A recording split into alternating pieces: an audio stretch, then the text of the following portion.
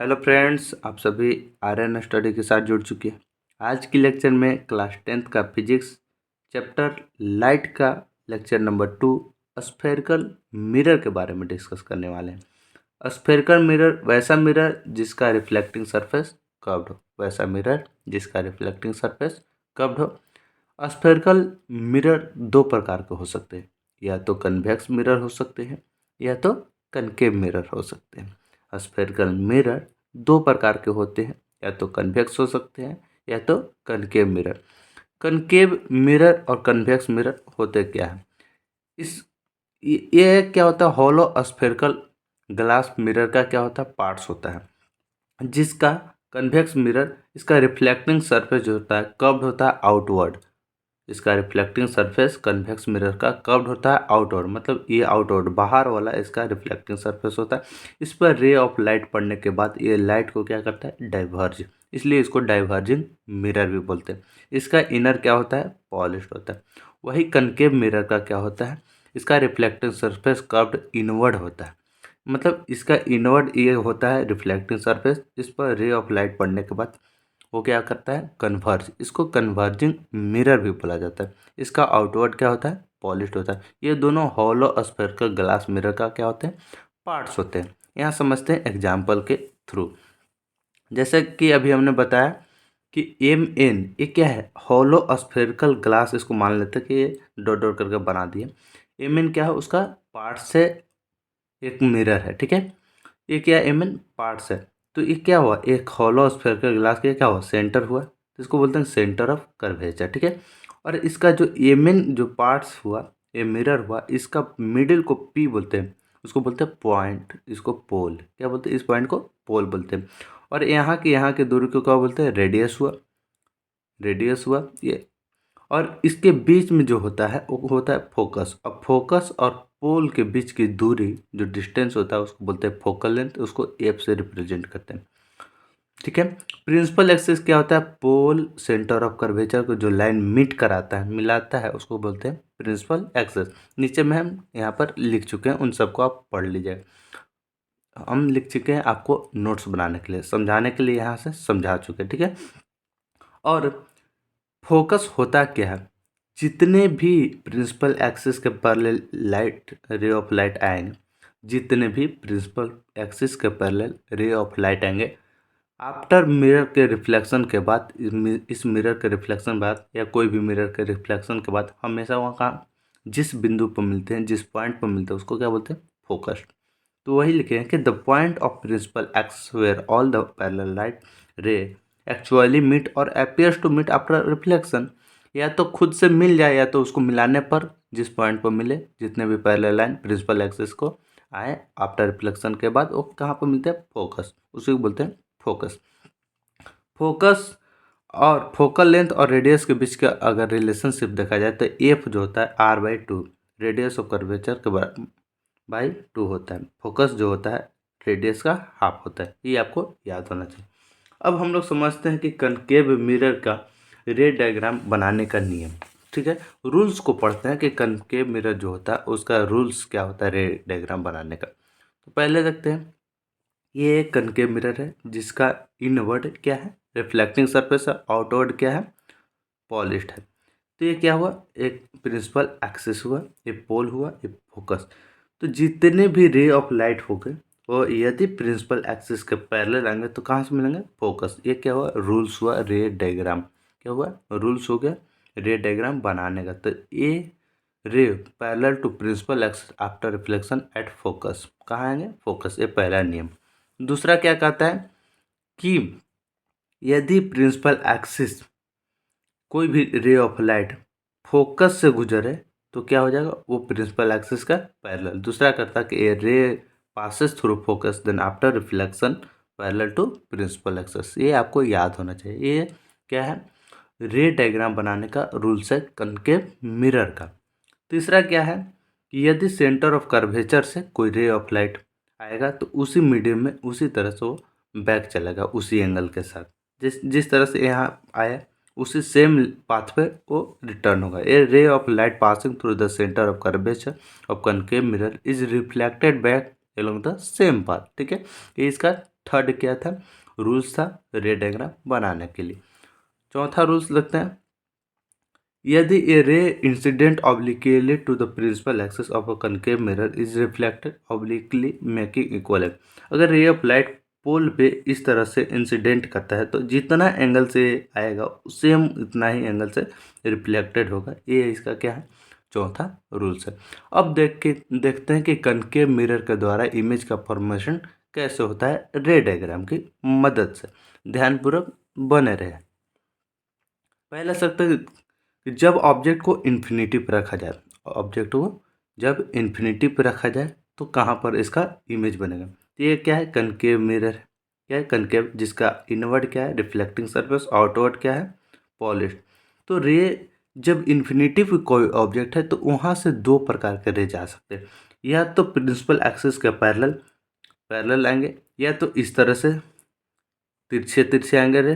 तो जब पैरेलल आएंगे तो वो सीधे सीधे फोकस पे आके मिट जाएंगे, मिट कर देंगे। अभी हम बताएं ऊपरी रूल्स में कि जब पैरेलल आएंगे तो क्या हम फोकस पे मिट करेंगे, तो उसका पोजीशन क्या होगा, उसका पोजीशन, इमेज का पोजीशन फोकस पे होगा। जब इसके पैरेलल, अगर पैरेलल नहीं आते हो तो दो रे को कंसीडर करेंगे और यहाँ से रिफ्लेक्शन के बाद जहाँ पर मिलेंगे तो फोकस के जस्ट हल्का आगे पीछे मिलेंगे, इसलिए इसका जो पोजीशन होता है वो फोकस पर माना जाता है। इसका नेचर रियल होता है क्योंकि रियली मीट कर रहा है ना, इसको एक्चुअली नहीं, एक्चुअली में मीट कर रहा है, इसको मीट कराया नहीं जा रहा है। दो लाइट आपस में एक्चुअली मीट कर रहे हैं, इसलिए रियल। कैसा होगा, इन्वर्टेड, उल्टा होगा। क्या होगा, उल्टा होगा। इसका साइज अगर बात की जाए इमेज की तो पॉइंट साइज फोकस पर मिलेगा तो इसका पॉइंट साइज होगा ना, इसका साइज या तो उससे हल्का फुल्का बड़ा हो सकता है लेकिन बहुत ही छोटा होगा। ठीक है, अब दूसरा देखते हैं कि जब ऑब्जेक्ट को सेंटर ऑफ कर्वेचर के बाहर रखें, सी से मतलब सेंटर ऑफ कर्वेचर के बाहर रखें, तो यहाँ से दो लाइट, जब भी ऑब्जेक्ट का इमेज बनाना हो मिरर में तो दो लाइट को कंसीडर कर, एक तो प्रिंसिपल एक्सिस का पैरेलल लाइट लेंगे और एक लाइट रे यहीं ऑब्जेक्ट के टॉप से उसके सेंटर ऑफ कर्वेचर से पास करेंगे।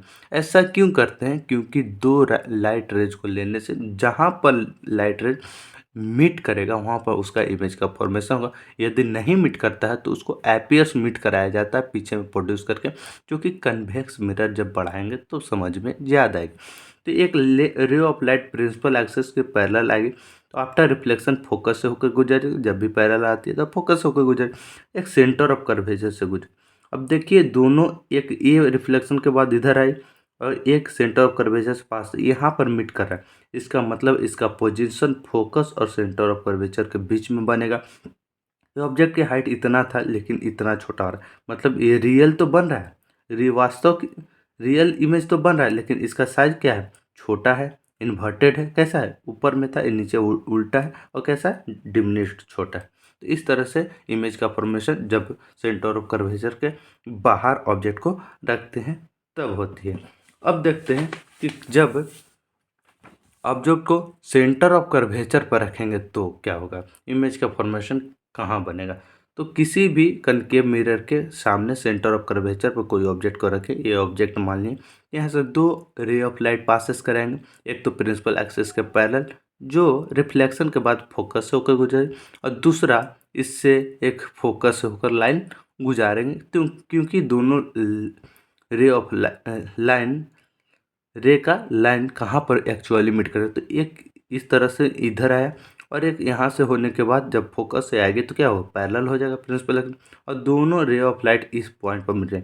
मतलब ए भी क्या एक पोजीशन था, ऑब्जेक्ट रखा हुआ था, और ए डैश बी डैश क्या हुआ, इमेज का, और दोनों सेम डिस्टेंस पर मिलेगा और ऑब्जेक्ट का हाइट और इमेज का हाइट दोनों बराबर होगा। तो पोजीशन का होगा, सेंटर ही ऑफ कर्वेचर पर ही बनेगा। नेचर क्या होगा, रियल होगा, क्योंकि रियल है, उल्टा होगा, एक ऊपर में था इसका नीचे में बनेगा। साइज क्या होगा, सेम साइज का होगा ऑब्जेक्ट का। ठीक है, अब देखते हैं कि जब ऑब्जेक्ट को फोकस पे रखेंगे तब उसका इमेज का फॉर्मेशन कहाँ होगा, कैसा इमेज होगा। तो ऑब्जेक्ट को किसी भी कनकेव मिरर के सामने यदि फोकस पर रखते हैं तो एक light ray of light principal axis के पैरेलल आफ्टर रिफ्लेक्शन फोकस होकर गुजरेगी, दूसरा सेंटर ऑफ कर्वेचर। तो दोनों देखिए रे ऑफ लाइट कहीं पर मीट नहीं करेगी, ये क्या होगा, पैरेलल हो जाएगी। तो ऐसा माना जाता है कि जब दो रे ऑफ लाइट आफ्टर रिफ्लेक्शन के बाद पैरेलल, तो इसको माना जाता है कि मीट करेगा लेकिन जाके इन्फिनिटी पर, ठीक है ना। तो ये क्या होगा, रियल होगा इन्वर्टेड, और इसको माना जाएगा कि इन्फिनिटी पर वो जाके मीट कर जाएगा। तो इसका पोजीशन क्या होगा, इन्फिनिटी पर। साइज क्या होगा, बहुत ही बड़ा, हाईली इनलार्ज, ठीक है। तो इस तरह का जब ऑब्जेक्ट फोकस पर रखा जाए किसी भी कनकेव मिरर का, तो उसका इमेज कहाँ बनेगा और किस प्रकार का बनेगा। एक बात आप हमेशा ध्यान में रखना कि जब भी इमेज का फॉर्मेशन अगर नेचर बताता है तो रियल दो रे ऑफ लाइट आप आपस में एक्चुअली मीट करेंगे तो हमेशा रियल और इन्वर्टेड ही बनेगा, रियल और इन्वर्टेड ही बनेगा। और एक्चुअली में मीट नहीं करेंगे, एपियर्स टू मीट करेंगे तो इन्वर्टेड रियल नहीं बनेगा, वहाँ पर वर्चुअल और इरेक्ट बनेगा, सीधा बनेगा और वर्चुअल काल्पनिक बनेगा, ठीक है। अगला देखते हैं कि जब फोकस और सेंटर ऑफ कर्वेचर के बीच में कोई ऑब्जेक्ट को रखा जाए तो उसका इमेज कहाँ बनेगा और किस प्रकार से बनेगी। तो एक कनकेव मिरर है, तो सेंटर ऑफ कर्वेचर के बीच में एक ऑब्जेक्ट को रखा जाए तो एक ray of light principal axis के पैरेलल लिए और आफ्टर रिफ्लेक्शन ये फोकस से होकर गुजरेगी। दूसरा सेंटर ऑफ कर्वेचर से रे ऑफ लाइट इसके पॉइंट से सेंटर ऑफ कर्वेचर को मिलाएंगे तो यहाँ पर आके मिलेगी, जो कि इसका पोजीशन होगा सेंटर ऑफ कर्वेचर के बाहर, ए डैश बी डैश। पोजीशन क्या होगा, सेंटर ऑफ कर्वेचर के बाहर। नेचर कैसा होगा, रियल बन रहा है, रियल कैसा बना, इन्वर्टेड बन रहा है, एक्चुअली मेट कर रहा है ना, इन्वर्टेड। साइज कैसा होगा, इससे बड़ा, इनलार्ज होगा, ठीक है। अब देखते हैं कि जब ऑब्जेक्ट को पोल और फोकस के बीच में रखते हैं तब इसका इमेज किस प्रकार का बनता है और कहाँ बनता है। तो पोल और फोकस के बीच में यहाँ रखें ऑब्जेक्ट को तो एक पैरेलल प्रिंसिपल एक्सिस क्या आएगा, आफ्टर रिफ्लेक्शन फोकस से होकर गुजरेगी, और दूसरा सेंटर ऑफ कर्वेचर। ये रे ऑफ लाइट आपस में कहीं नहीं मिल रहे हैं, कहीं नहीं, इधर एक इधर भाग रहा है एक इधर भाग रहा है, तो इसको क्या करें, पीछे की ओर प्रोड्यूस करेंगे और जहाँ मिलेंगे वहीं इसका इमेज का फॉर्मेशन होगा, ए डैश बी डैश यहाँ। तो इसका पोजीशन क्या होगा, बिहाइंड द मिरर, मिरर के पीछे होगा। किस केस में, जब फोकस और पोल के बीच में जब ऑब्जेक्ट रखा रहा है उस केसेस में। नेचर कैसा होगा, वर्चुअल, क्योंकि एक्चुअली मीट नहीं कर रहा है, इसको मीट पीछे की ओर प्रोड्यूस करके कराना पड़ा, इसलिए वर्चुअल। कैसा बन रहा, इधर ऑब्जेक्ट इस तरह से, इसलिए इधर भी इसी तरह का बना, तो इरेक्ट सीधा बना। कैसा बन रहा है, ये छोटा था ये बड़ा, इन लार्ज बना, ठीक है। तो आशा करते हैं आप सभी को इमेज फॉर्मेशन समझ में आई होगी कनकेव मिरर का।